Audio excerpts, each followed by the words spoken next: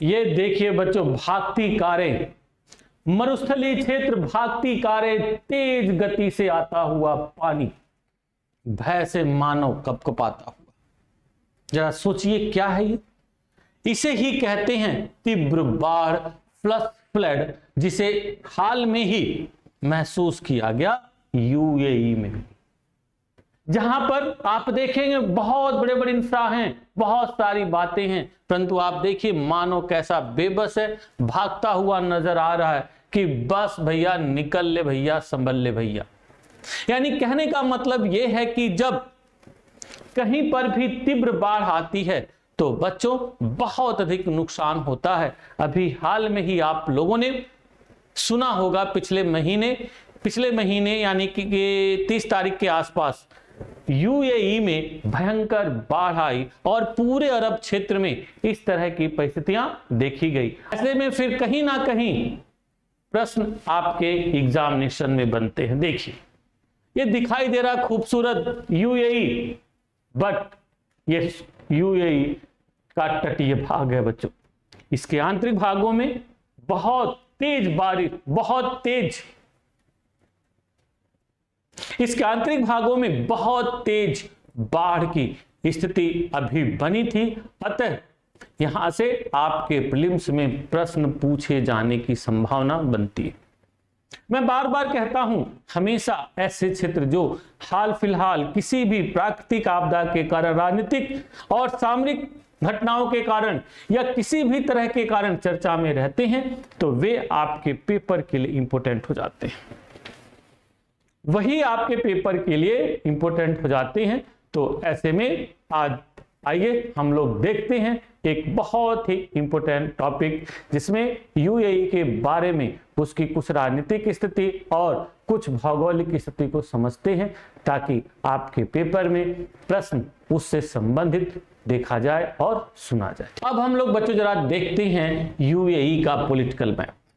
जब यूएई के political map की बात होती है, जहां पर जियो पॉलिटिकल सिचुएशंस बहुत ही महत्वपूर्ण बनती हैं, प्रेजेंट टाइम में इकोनॉमी का हब बना हुआ है, तो जब यहां पर देखते हैं यूएई कुछ और नहीं, 7 एमिरेट्स का एक संगठन, एक मिश्रण कह सकते हो। यानी कि एमिरेट्स सिंपल भाषा में राज्य कहो, कि जैसे 7 राज्य आपस में मिलकर एक देश बनाते हैं। 1971 से पहले बच्चों ये 7 एमिरेट्स यानी कि सिंपल भाषा में राज्य अलग अलग थे, इंडिपेंडेंट थे, कोई दूसरे से मतलब नहीं। बट 1971 में यहां पर यह निर्णय लिया गया कि ज्वाइंटली हम एक दूसरे के पास आते हैं और अपने बहुत सारे एक्सपेंसेस को कंट्रोल करते हैं। भाई साथ में जुड़ने का फायदा ये होगा, डिफेंस, कम्युनिकेशन, बहुत सारी करेंसी, अन्य बहुत सारे जो खर्चे होते हैं वो कंट्रोल होंगे। तो ऐसे में 7 एमिरेट्स 1971 में मिलके एक यूएई यानी कि यूनाइटेड अरब एमिरेट्स के रूप में सामने आई, जिसे यूई कहा जाता है। और उसके बाद इस क्षेत्र का तेजी से विकास हुआ। आजकल देखते हो कि बहुत सारे राष्ट्रीय अंतर्राष्ट्रीय मुद्दों पर अब यूएई की बहुत ही एक महत्वपूर्ण मायने रखता है, उसका जो भी कह सकते हो डायरेक्शन, उसका अपना एक व्यूज मायने रखता है। जैसे अभी आपने अरब इजराइल जो विवाद चल रहा था, फिलिस्तीन विवाद, उस पर भी देखा होगा, इसके जो भी स्टैंड थे एक मायने रखते थे। तो ऐसे में जब हम देखते हैं तो बच्चों देखो यूएई में 7 एमिरेट्स, जैसा मैंने पहले ही कहा, जिसमें ये देखो आबू धाबी, ये है आबू धाबी। और बच्चों ध्यान रखना, इसके इधर वाला जो पार्ट है ये है फारस की खाड़ी, ये वाला जो पार्ट है, ये ऊपर वाला पार्ट फारस की खाड़ी है, और यह पूरा क्षेत्र अरब पेनिनसुला पर फैला हुआ है मुख्य रूप से। और इसी में आबू धाबी सबसे बड़ा इसका एमिरेट्स या राज्य कह सकते हो। और उसके बाद देखोगे आप लोग दुबई आता, जो आजकल हब बना हुआ है। और फिर उसके बाद शारजहां, फिर अजमान, अल कुमैन और रास अल खमै और फुजारा। ये देखो इसमें 7 आपको दिखाई दे रहे। पहला कौन सा हो गया? नंबर 1 आपका हो गया आबू धाबी, उसके बाद नंबर 2 दुबई, फिर शारजहां, फिर अजमान। अजमान इसका सबसे छोटा है और आबू धाबी ध्यान रखना सबसे बड़ा है। फिर अल खुमैन और अल खमा और तीसरा फजूरा, ये आपके सारे यहां पर दिखाई देते। यहीं पर बच्चों ये प्रॉब्लम आई थी बाढ़ की।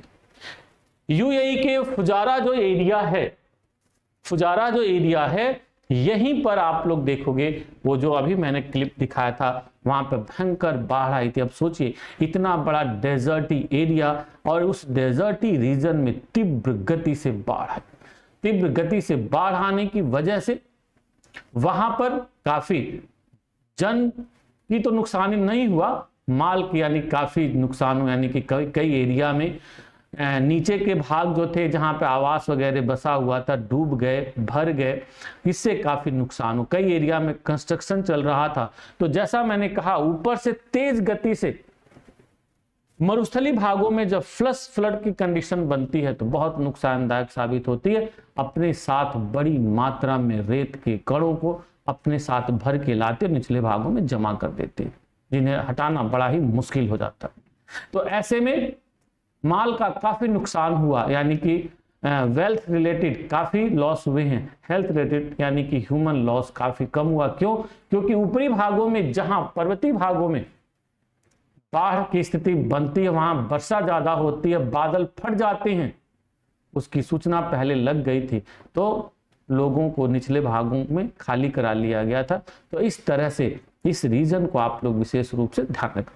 फिर उसके बाद आपको जो ध्यान रखना है बच्चों इस समय, कि यह जो क्षेत्र है फारस की खाड़ी और अरब सागर, अरब प्रायद्वीप के बीच में दिखाई देता है। जैसे ये नीचे वाला भाग है अरब प्रायद्वीप है, और फिर ऊपर वाला ये जो भाग है आप कह सकते हैं यूएई के ऊपर वाला फारस की खाड़ी है। जैसे ये देखिए, ये जो एरिया है एमिरेट्स यहाँ पे दिखाई दे रही है, ये फारस की खाड़ी है, ठीक है, गल्फ ऑफ पर्सिया। और इधर के साइड में आप जब आएंगे तो गल्फ ऑफ ओमान हो जाएगी, जो आपका कह सकते हैं सिंपल वे में अरब सागर के पार्ट में आते हैं। और यहीं पर ध्यान रखना बच्चों, जो आपको ध्यान देना है, ये स्टेट ऑफ हॉर्मुज है। स्टेट ऑफ हॉर्मुज ये वाला देखिए बच्चों, ओमान का पार्ट है, और ऊपर यहां पर देखेंगे इस साइड में ईरान का पार्ट है।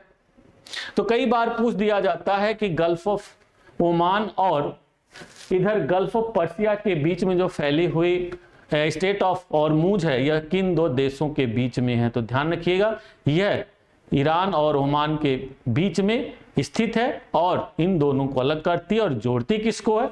तो इधर आप कह सकते हैं अरब सागर और फारस की खाड़ी, या लोकल जो है गल्फ ऑफ ओमान कह सकते हैं, और गल्फ ऑफ पर्सिया को जोड़ती है। यह क्षेत्र इस समय काफी चर्चा में है, तो हो सकता है इस समय स्टेट ऑफ हॉर्मुज को पूछ लिया जाए बच्चों, ध्यान रखिएगा। और फारस की खाड़ी का पूरा क्षेत्र तेल के लिए फेमस है। और जब यहाँ की इकोनॉमी की बात करेंगे तो यहाँ की इकोनॉमी में सबसे बड़ी खूबसूरती आपको बच्चों विशेष रूप से दिखाई देगी कि यहाँ पर तेल बड़ी मात्रा में पाया जाता है। 1950 के दशक के बाद जब यहां पे इस एरिया में तेल का यानी कि पेट्रोलियम का एक्सप्लॉयटेशन शुरू हुआ, तो ऐसे में बहुत तेजी से इसका आर्थिक विकास हुआ। और नो डाउट वहां के शासन प्रशासन ने, वहां के नागरिकों ने भी इस दिशा में काफी भागीदारी सुनिश्चित की। तो इस तरह से यह जो रीजन है काफी इंपोर्टेंट बन जाता है। और विकास के क्रम में आप लोग देखते हो इस समय स्थिति ये दिखाई देती है, ये देखिए ऊंची ऊंची इमारतें, बुर्ज खलीफा आप लोग देख ही रहे हैं, पहचान ही रहे हैं, वेल डेवलप्ड इंफ्रास्ट्रक्चर के रूप में यह क्षेत्र बहुत ही तेजी से आगे आ रहा है और पिछले कुछ सालों से काफी चर्चा में रही है यह पूरा क्षेत्र। तो ऐसे में आपसे प्रश्न पूछे जा सकते हैं, आप इस पर थोड़ा सा काम करिए, यानी कि इसके सारे जितने भी आपके एमिरेट्स हैं उनको याद करिए, फारस की खाड़ी और उससे जुड़े हुए जितने भी मुद्दे हैं इन सब पर सबको ध्यान दीजिए। तो इसी के साथ मैं अपनी वाणी को विराम देना चाहूंगा और फिर हम लोग मिलेंगे और फारस की खाड़ी के आसपास के जो भी जियोपॉलिटिकल सिचुएशंस हैं उस पर हम लोग अगले क्लासेस में चर्चा करेंगे और आपके लिए कुछ अन्य दूसरे परीक्षा उपयोगी वीडियो मैं जरूर लाता रहूंगा और आपको लाभान्वित करता रहूंगा। बाय।